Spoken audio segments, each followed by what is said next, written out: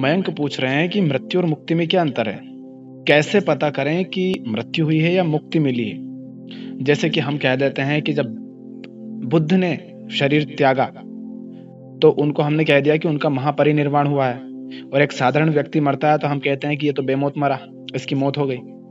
तो कैसे पता चले कि उसकी मुक्ति हुई है या मृत्यु हुई है? तो पहली बात तो मयंक ये समझो कि आत्मा की तो ना मृत्यु होती है ना जन्म होता है। तो जो मरता है और जिसका जन्म होता है वो होती है अहम वृत्ति। अहम वृत्ति का ही जन्म होता है और अहम वृत्ति ही मरती है, वो भी कौन सी? व्यक्तिगत।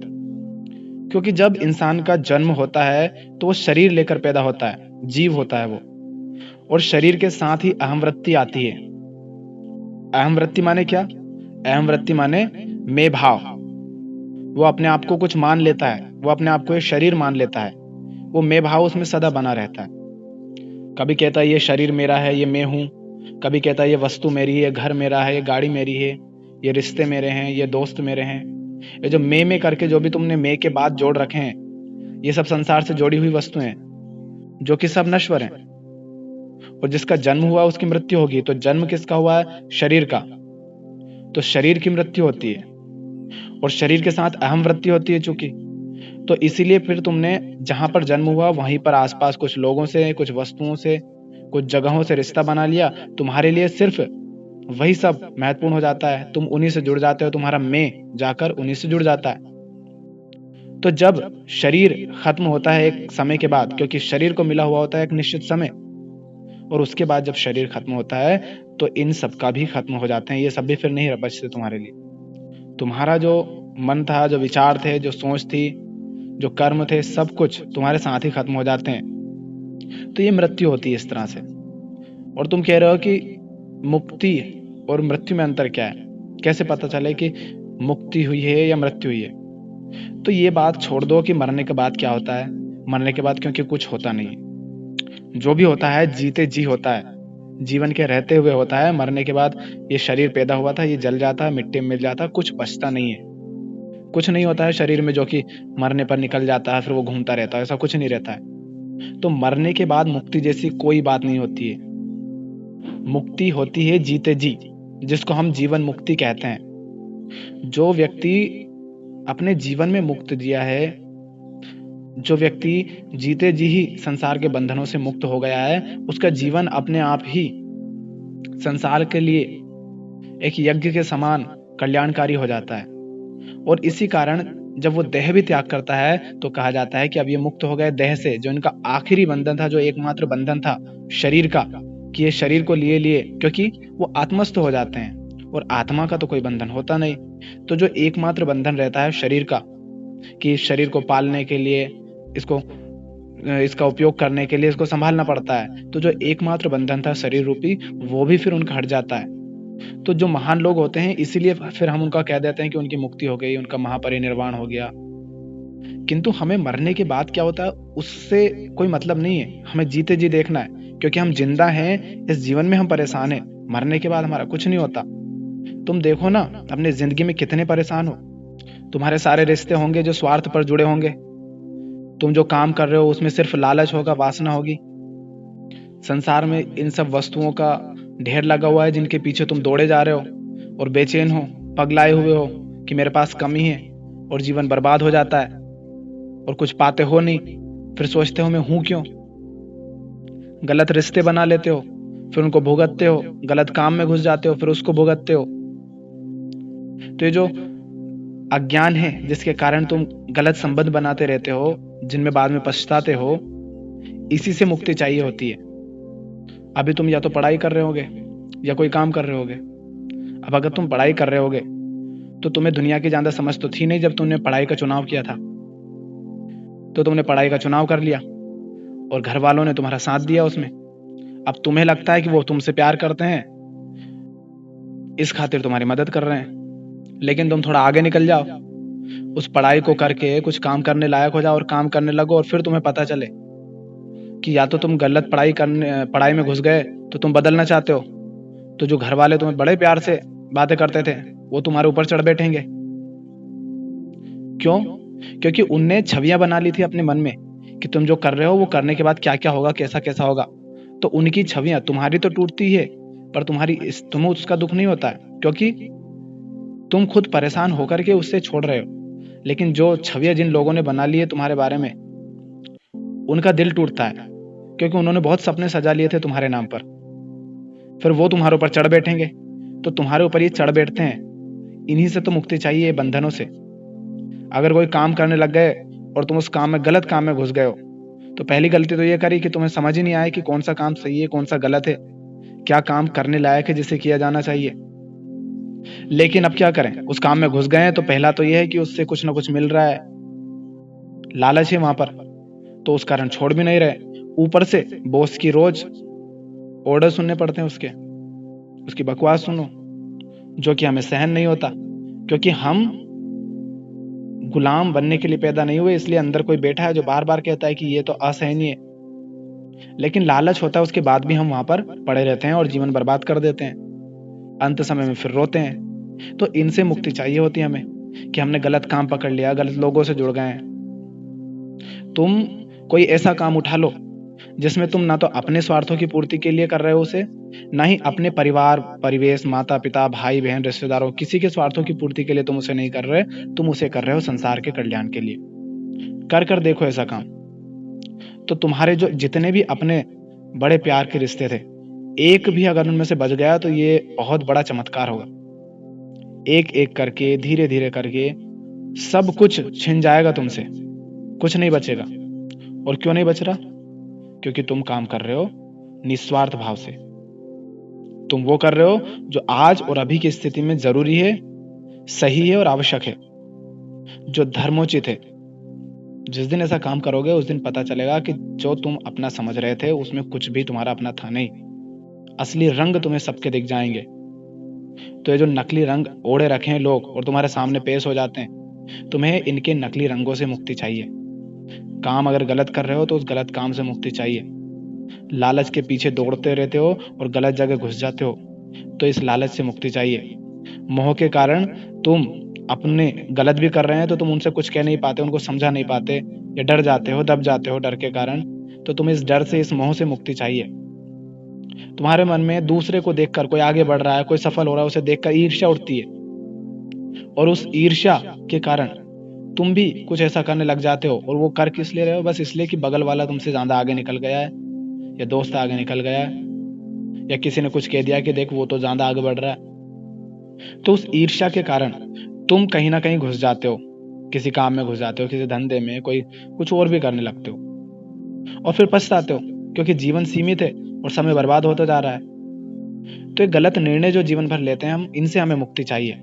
मुक्ति कुछ और नहीं होती है कि कोई परमात्मा, कोई भगवान मिल जाएगा साक्षात शरीर रूप में, कुछ नहीं होता।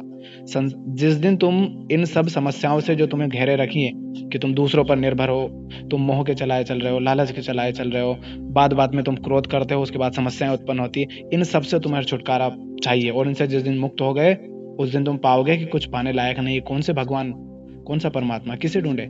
जरूरत ही नहीं किसी की। तुम्हें क्या लगता है कि बुद्ध के जो पिता थे, उनको पुत्र से प्रेम था, इसलिए उनको पुत्र चाहिए था? हम कहते हैं कि बुद्ध महापरिनिर्वाण को हुए, ठीक है, अंत में। तो क्या वास्तव में उनके पिता को पुत्र से प्रेम था, लड़कों से प्रेम था, इसलिए उनको पुत्र चाहिए था? नहीं। उनका इतना बड़ा राज्य था, उनके बाद उसे संभालेगा कौन? और उसके अलावा बुढ़ापे में उनको संभालेगा कौन?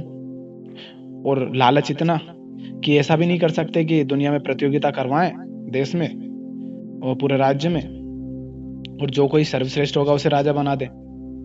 तो लालच भी, कई तरह के डर भी, मोह भी।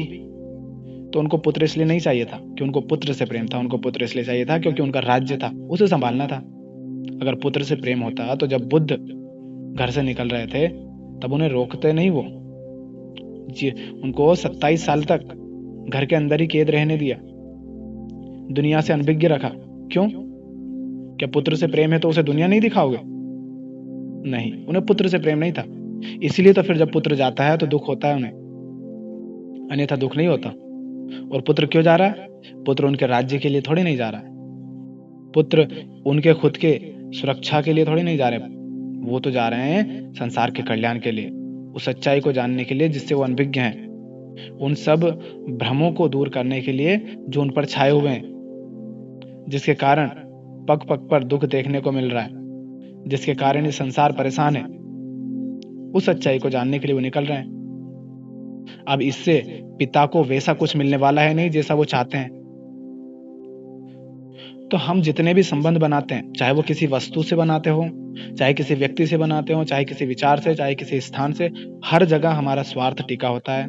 कोई ना कोई छवि हमारी उसके बारे में बनी होती है, कुछ ना कुछ धारणा हमारी होती है, कुछ ना कुछ मान्यता होती है। तो इन धारणाओं से, इन मान्यताओं से, इन छवियों से, इन परंपराओं से, इन अंधविश्वासों से, इस पूरे माया जाल से हमें मुक्ति चाहिए होती है। इस मैं भाव से मुक्ति चाहिए होती है। संसार में रहते हुए ही हमें इस मैं से छुटकारा चाहिए। और जो कोई इस तरह से मुक्त हो जाता है जीते जी ही, उसे जीवन मुक्त कहते हैं। वही वास्तविक मुक्ति है। और मरने के बाद किसी का कुछ नहीं बचता। मरने के बाद तो फिर मुक्त होने वाला कौन है? कोई नहीं। जो तुम अपने आप को माने बैठे हो वो तो कुछ होता ही नहीं है। जब कुछ होता ही नहीं तो उसे मुक्ति भी कैसे मिलेगी? और जो आत्मस्थ हो गया हो, उसे मरने के बाद की क्या जरूरत है? वो जीते जी ही मुक्त है। उसे मरने के बाद मुक्ति मिलती है या नहीं मिलती है, क्या होता है, उसे कोई फर्क नहीं पड़ता।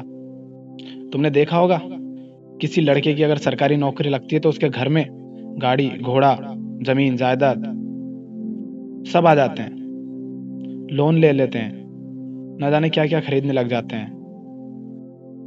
क्यों? किसके दम पर? उस एक के दम पर जो कि अब काम कर रहा है। अब उस एक को जाकर वहां पर, वो आज तक तो बड़ा ईमानदार था क्योंकि उसने दुनिया में कुछ काम किया नहीं था, अभी तक तो पढ़ाई कर रहा था, बड़ी मेहनत कर रहा था और सोच रहा था ईमानदारी से काम करूंगा और देश का कल्याण भी करूंगा, समाज सेवा करूंगा। वहां जाकर देख रहा है कि भ्रष्टाचार है, तो वो चाहता है कि वहां से छोड़ दूं। तो एक तो उसका खुद का लालच है जो वहां पर उसको बांधे रखता है, और दूसरा इधर से दबाव हो गया अब कि भाई अगर तू छोड़ देगा तो ये सब हमने जो खरीदे हैं इनका चुकाएगा कौन?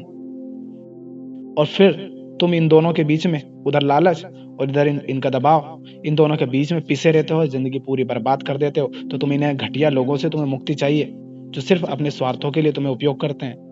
तुम काम करने लगे, अब नौकरी लग गई तो तुमने शादी भी कर ली और फटाफट अब तुम्हें दुनिया का तो देखने का नजरिया तुम्हें पता ही नहीं, समझते ही नहीं दुनिया को, तो खुद को तो समझते नहीं, तो तुमने कर लिया किसी से भी शादी। अब कुछ दिन तो ठीक ठाक रहा मामला, उसके बाद वही जीवन भर किच किच किच किच चलती है रिश्तों में। ऑफिस में तुम्हारे बॉस तुम्हारा जान खाते हैं, घर पे आओ तो पत्नी या पति जो भी कोई है वो जान खाते हैं, ऊपर से 2-4 बच्चे भी पैदा कर लिए, बंधन पर बंधन बनाए जा रहे हो। और दुनिया तुम्हें समझ आती नहीं, इसलिए तुम पहले देख भी नहीं पाते हो कि ये सब करने पर क्या समस्याएं होती हैं, या ये संबंध बनाने से पहले क्या क्या बातें ध्यान रखनी है, वो सब तो तुम देखते नहीं। तो इनमें फंस जाते हो। पर तुम दुनिया में रहते हो, चूंकि तुम समाज के चलाए चल रहे हो, और समाज के चलाए चल रहे हो तो समाज के नियम, कायदे, कानून सब तुम्हें पालन भी करने पड़ेंगे। तो घर के अंदर तो तुम लड़ते भिड़ते मरते सब हो, मारते पीटते हो एक दूसरे को, सबकी माँ बहन सब करते हो, माता हो, पिता हो, भाई हो, बहन हो, पड़ोसी हो, सबके ऊपर चढ़े बैठते हो। और बाहर निकलते हो तब बिल्कुल भोला सा चेहरा बनाना पड़ता है, साथ साथ चलना पड़ता है। समाज के हिसाब से चल रहे हो ना भाई तुम, तो करना पड़ेगा, दिखावा करना पड़ेगा। तुम्हें इस दिखावे से मुक्ति चाहिए जीते जी। ये कर सकते हो तो तुम जीवन मुक्त हो। ऊपर से जिनसे संबंध बना लिया उनसे इतनी आसानी से तोड़ नहीं सकते, क्योंकि नियम कायदे हैं, कानूनों का पालन क्यों करी तुमने शादी जब नहीं थी पसंद? तो ढो उसे जीवन भर। और ये तुम बड़ी अच्छी तरीके से जानते हो कि आज तक तुम जो निर्णय लिए, थोड़ा आगे जाने पर तुम्हें पता चला कि वो गलत निर्णय ले लिए, कुछ बदलाव चाहते हो, लेकिन डर के कारण, किसी दबाव के कारण, दूसरों पर निर्भरता के कारण, सुरक्षा के डर के कारण, इस शरीर को कोई हानि ना हो जाए इसके डर के कारण, मोह के कारण तुम वो सब कर नहीं पाते, और जो नहीं चाहते हो वो भी करते रहते हो। तो तुम्हें इन सब से मुक्ति चाहिए। तुमने ये प्रश्न पूछा, अब तुम्हें इस प्रश्न का अगर समझ होती तो तुम ये प्रश्न नहीं पूछते। तो तुम्हारे मन में उठ रहे इन सवालों के समाधान तुम्हें चाहिए, इन सवालों से तुम्हें मुक्ति चाहिए कि ये सवाल उठते हुए बंद हो जाएं। और ये बंद कब होंगे? जब तुम स्वयं को जानो और जब तुम संसार को समझो। दो ही चीज होती है करने के लिए एक जीव के, इंसान है उसके करने के लिए दो ही चीजें होती है। एक, इस संसार को समझ ले और इसको समझकर इससे आगे निकल जाए, माने स्वयं को जान ले। और जो कोई जीते जी ये दो काम कर लेता है कि संसार को समझ लिया, देख लिया, जान लिया कि संसार है क्या, और स्वयं को जान लिया, वो मुक्त है। वही मुक्ति है।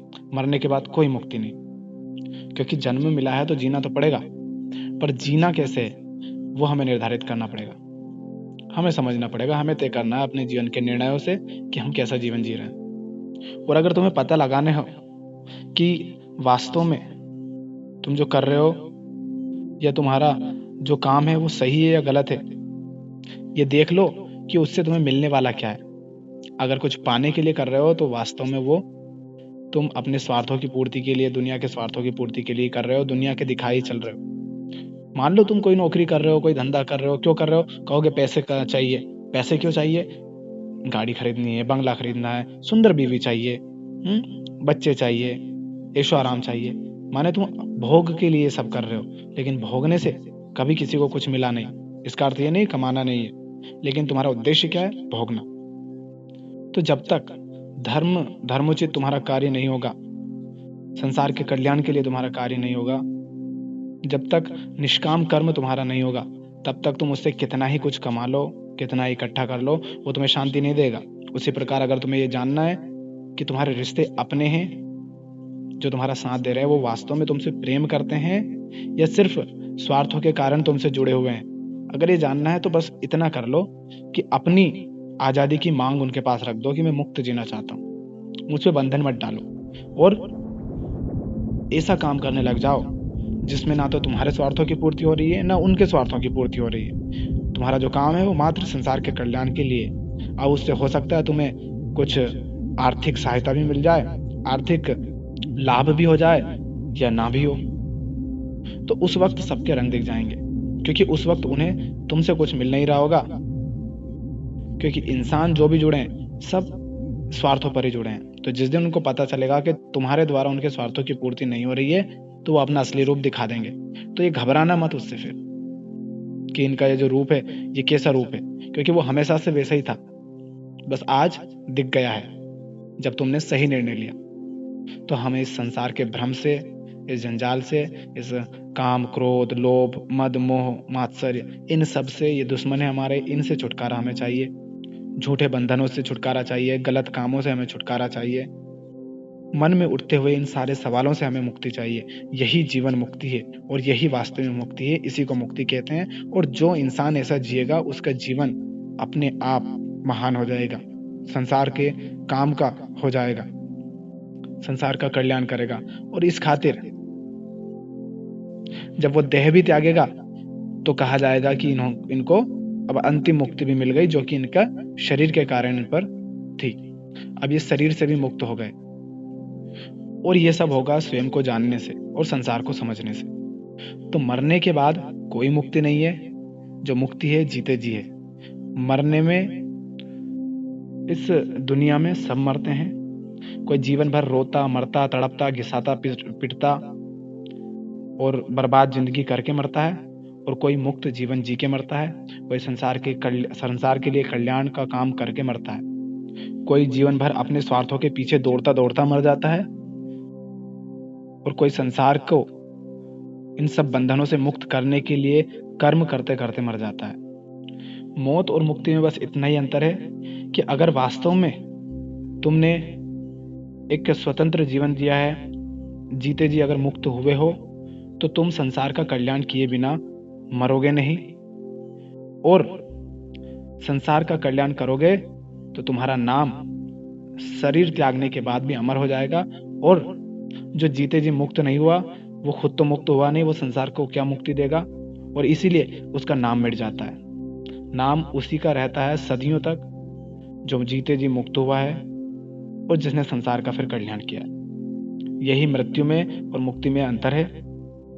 जिसने मुक्ति पाई है उसने जीते जी पाई है, और देह त्यागने के बाद भी सदा वो रहा है। और जो मरा है सिर्फ, उसने ना तो जीते जी मुक्ति पाई है ना मरने के बाद, क्योंकि मरने के बाद तो कुछ मिलना नहीं है, जो पानी थी वो जीते जी ही पानी थी।